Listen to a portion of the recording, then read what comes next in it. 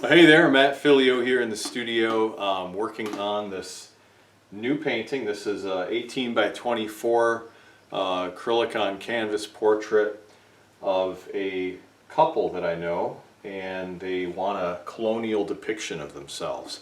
So they're dressed in colonial garb, and I had a image from advertisement from Colonial Williamsburg. I got permission from them to be able to use the image of a man leading a woman off of a carriage, and I took some photos of the couple and then superimposed the faces on the people from the reference photo on Photoshop, and I made a design of that. And the design that I have that you might be able to see here, I'll probably have to show you a larger image on the screen when I edit this video, but this is what I want to paint right here, this image. And so I have everything set up, and today what we're going to work on, what I want to show you, demonstrate to you, is how to begin your acrylic portrait. So how do you begin an acrylic portrait? What's the approach? What would you paint first? Would you just start from left to right? Top down? Would you work on the background first and then the foreground? I'm going to show you my approach. I'm not saying it's the only way to do it, but this is the way that works for me. I use an acrylic glazing technique that I learned several years ago, and with this particular technique we work the whole painting at once, building everything with very translucent, semi-transparent layers of paint, mixing the pigment of the paint with a clear acrylic medium, and it's almost like adding stained glass pieces on top of each other. You see through all the layers, and slowly we take this from the sketch stage into the finished painting. So on the sketch I use a sepia tone Prismacolor colored pencil, sealed it in with matte medium, and now it's ready to go. But before I start, I'm just going to ask a quick blessing on this painting, because I definitely need God's help to be able to do this. There's a lot of detail in it, and He gave me the talent. I need all the help I can get, though. Father, I ask that you would bless this painting, help me to do this with excellence, capture the feel of this colonial portrait.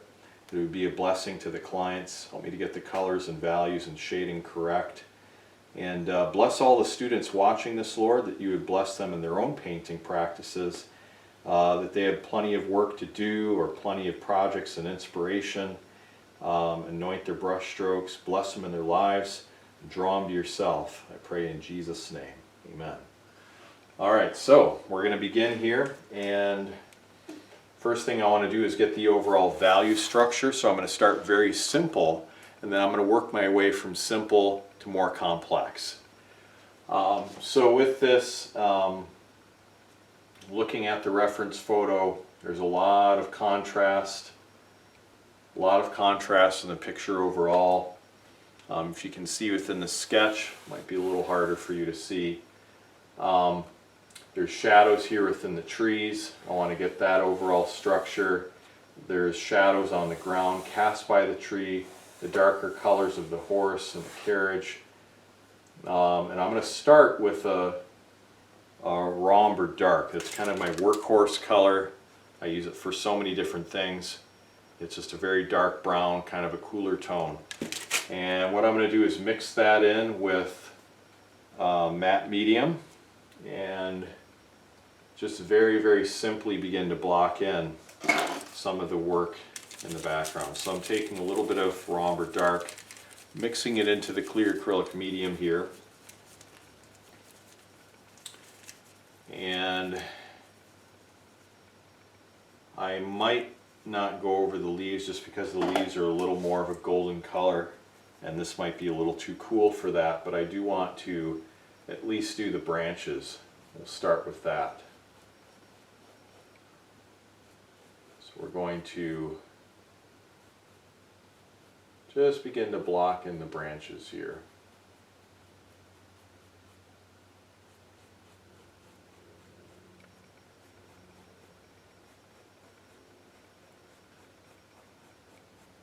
Very very, very lightly. And so what I'm doing is using a 1/2 inch, a 1/2 inch flat brush, Golden Taklon synthetic, and I kind of scrub the paint into the weave of the canvas and I smooth it out. I'm always keeping a wet edge.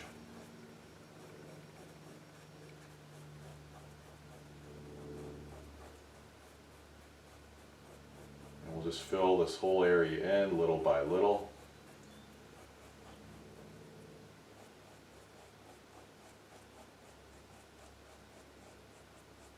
And then when I get to the figure of the woman, I'm going to leave off on that. And now I'm going to work on the other limb on this tree. Just work my way up.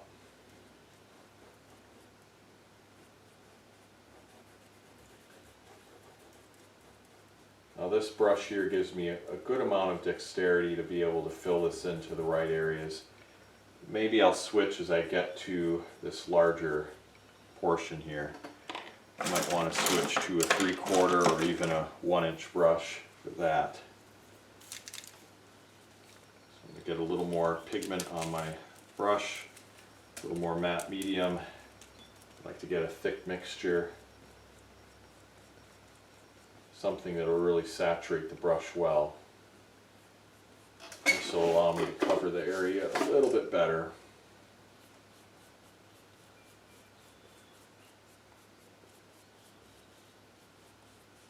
So I'm just basically working around those areas that I sketched. Now there's some of these spots where the leaves would be, light would be poking through the leaves, and that I'm just going to more or less paint around that, except when I get to these really small areas I'm just going to paint the whole thing, and we'll just paint opaquely the highlights on top.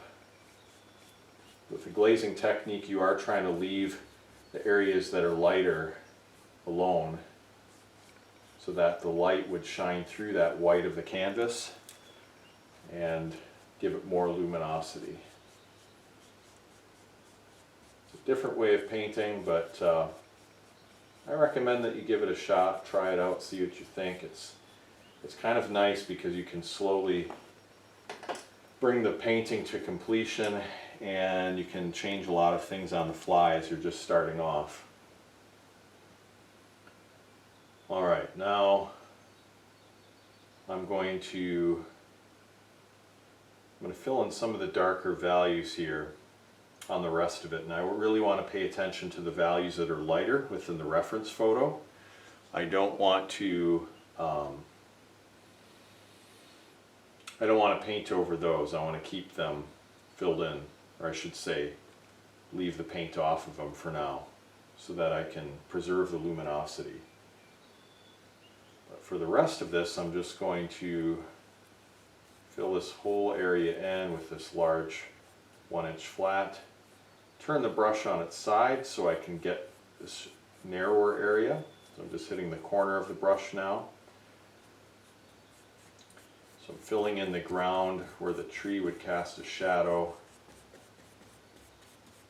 And there's a few mottled areas there then where the light is shining through the leaves, and that's where I'm leaving those spots vacant. And I'm not filling the color in those specific spots.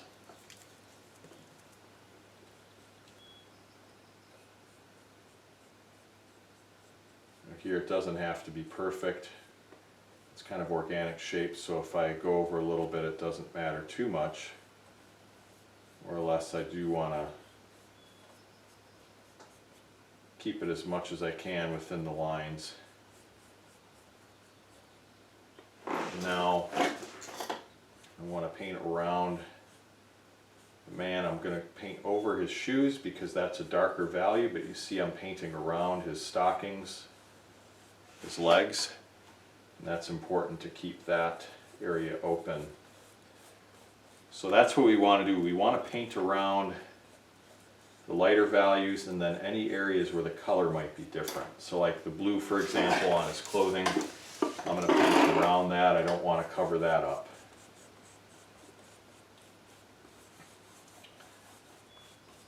always trying to keep a wet edge, so I'm just working my way around different spots of the painting.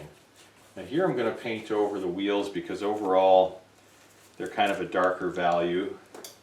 There are a few highlights, but I'm going to do those opaquely on top because they're very narrow spots. So that's just the best way to do it for any thin lines.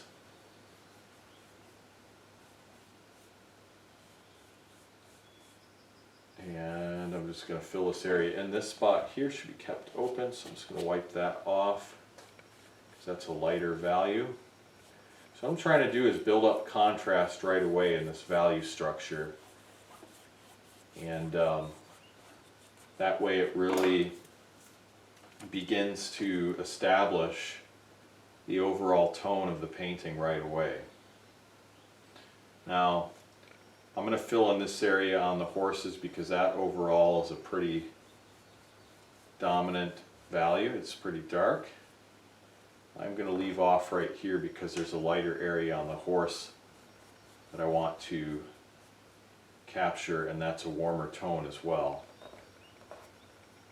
Here I'm going to fill in just this little spot under the horse, and then I'm going to fill in over the area by the wheel, I think all the way up to here, and then you see I'm cutting in against the dress of the woman. I don't want that to get filled in. So we're going to fill this area in, and the sketch, because I filled in a lot of this on the sketch, it does kind of tell me where to go for the most part with the layer. Okay, I'm going to fill this area in below her dress,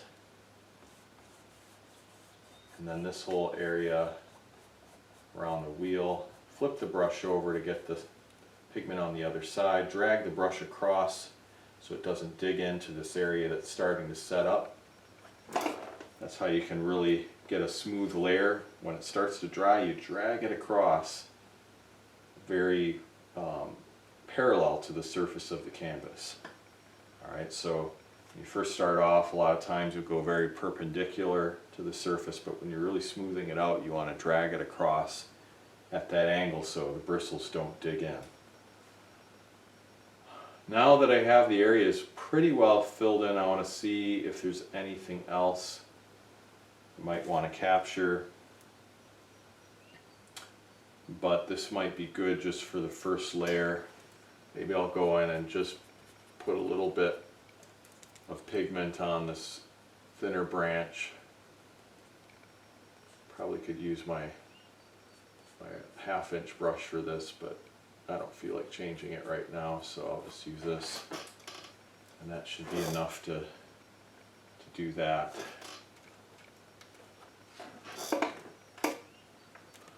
And I have a spot up on the top. I'll have to refine that. I cut it in a little bit too wide on that one spot, but that's okay. And let's see, maybe I will grab that 1/2-inch brush and just get the overall darkness of the man's hat. Just kind of fill that in right there. And let's see if there's anything else. Maybe the hair will just block the brownness of that in a little bit.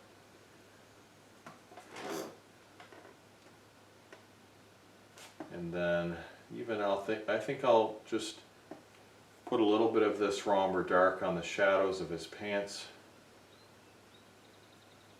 After I go over it with blue, this brown will mix with that, the Romber Dark will mix with that, and it'll create more of a blackish color, which is what we want. So I'm just going to hit that in a couple of spots in the shadows on his clothing.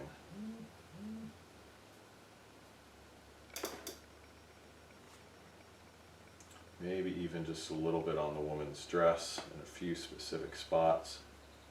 Romber Dark is a really good shadow color for most colors. I'll do a little bit on her hair as well.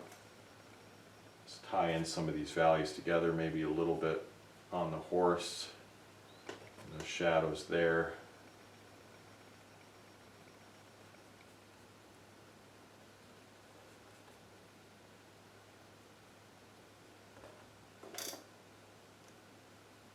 yeah, I think overall that'll be good for the first layer here.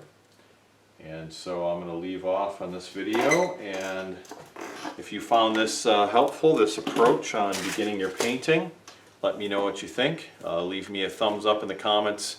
Questions, I'd sure appreciate any questions you have. I'd like to help you with your portrait painting. And then at realisticacrylic.com I have portrait tutorials there covering many different topics on portrait painting. So go ahead and visit realisticacrylic.com and I'll be happy to help you out there as well. Alright, well, thanks for watching this video. God bless, and we'll talk to you soon.